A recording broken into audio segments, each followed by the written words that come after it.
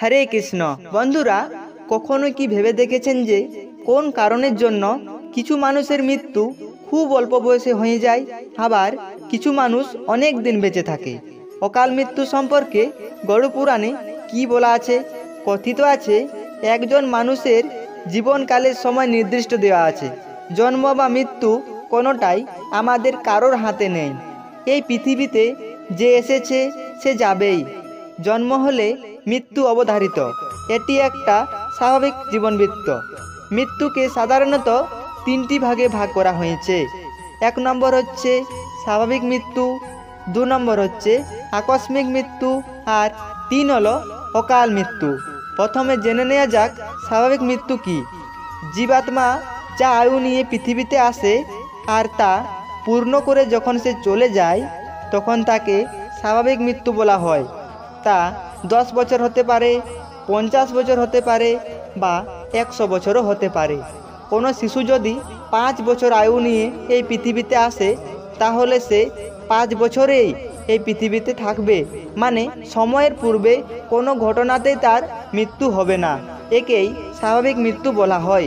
তো চলুন জেনে নেওয়া যাক আকস্মিক মৃত্যু কি। পূর্বজন্মের পাপ যখন মৃত্যুর রূপ নিয়ে এই জন্মে আসে তখন তাকে আকস্মিক মৃত্যু বলা হয়। পূর্বজন্মের পাপ আলাদা আলাদা দুর্ঘটনা রূপে আমাদের সামনে আসে। কেউ দুর্ঘটনায় মারা যায়, কেউ সাপে কামড়ানোয়, কেউ আবার ছাদ থেকে পড়ে মারা যায়। এই ধরনের মৃত্যুকেই আকস্মিক মৃত্যু বলা যায়, যা পূর্বজন্মের পাপের ফলে হয়ে থাকে। এরপর আসে অকাল মৃত্যু। অকাল মৃত্যুতে সময়ের আগে মানুষকে মৃত্যু স্বীকার করতে হয়। না দুর্ঘটনায় তার মৃত্যু হবে, না স্বাভাবিকভাবে তার মৃত্যু হবে। এই জন্মে করা কোনো দোষের ফলে প্রকৃতিতে থাকা এনার্জি তাকে বাধ্য করে যাতে সে নিজের প্রাণ ত্যাগ করে দেয়। ফলে সেই ব্যক্তি সর্বদাই আত্মহত্যা করার চেষ্টা করে থাকে বা চিন্তা করতে থাকে। তাই ভগবান করুক কারো যেন অকাল মৃত্যু না হয়, কারণ অকাল মৃত্যুর পর আত্মার দুর্দশার কোনো শেষ থাকে না। সে ভাবে মরে গেলে বাঁচি, কিন্তু না, দুদিন কোনো কিছু না খেয়ে থাকতে পারবে কি? পারবে না। তো অকাল মৃত্যুর পর প্রেত আত্মারা কোনো কিছুই খেতে পায় না, এমনকি জলটুকুও খেতে পায় না। ভাবুন কতটাই না কষ্ট পাইছে। আর কতদিন থাকতে হবে জানেন?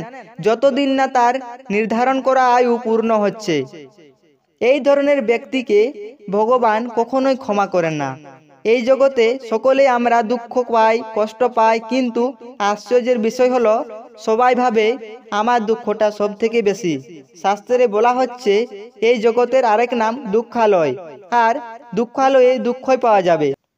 যেমন বস্ত্রালয়ে বস্ত্র পাওয়া যায়, বাসনালয়ে বাসন পাওয়া যায়, ঠিক তেমনি দুঃখালয়ে দুঃখ পাওয়া যায়। আর আপনারা যদি সত্যিকারে সুখ পেতে চান তাহলে ভগবানের নাম করুন। আর আমার সাথে সকলে একবার বলুন, হরে কৃষ্ণ কৃষ্ণ কৃষ্ণ হরে হরে, হরে রাম রাম রাম হরে হরে। তো আজকের ভিডিওটি এই পর্যন্তই। ভিডিওটি ভালো লাগলে অবশ্যই একটি লাইক করে, চ্যানেলে নতুন হয়ে থাকলে চ্যানেলটি অবশ্যই সাবস্ক্রাইব করে দেবেন। রাধে রাধে।